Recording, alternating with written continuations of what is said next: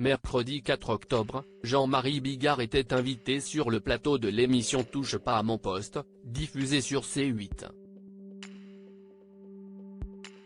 L'humoriste de 69 ans a fait des confidences sur Pierre Palmade, qu'il a vu enchaîner les soirées avant ce 10 février, jour de l'accident de la route que ce dernier a provoqué.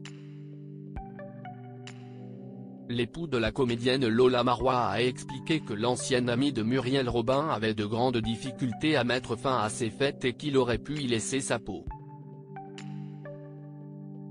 Au lieu de se coucher comme n'importe quelle personne un peu ivre, à 5 h du matin, tu as eu ton compte. Quand tu as de la cocaïne, à midi tu es frais comme un gardon, après avoir bu une bouteille de whisky, a d'abord affirmé Jean-Marie Bigard, en détaillant la routine effrénée de Pierre Palmade, qui n'était pas comme la plupart des gens qui se disent à un moment, faut stopper pour être en forme au travail.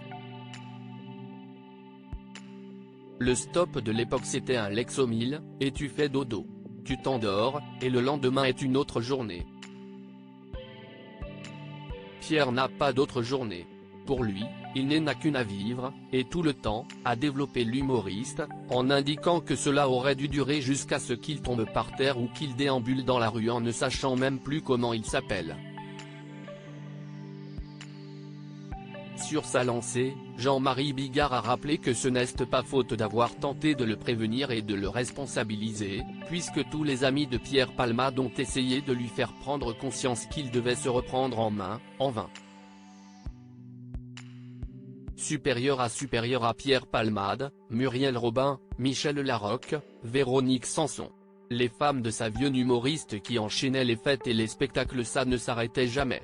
Je n'ai même jamais compris comment, physiquement, il pouvait tenir, a-t-il assuré, en révélant qu'il y a 30 ans, il se disait que le comédien, dans 2 ans, sera mort, à force d'accumuler les excès.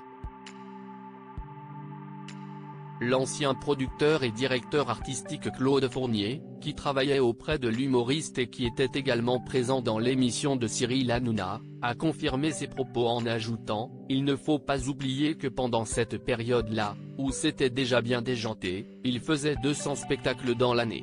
Si est-il loin d'être la première fois que Jean-Marie Bigard dénonce l'ancien mode de vie de l'acolyte de Michel Larocque. »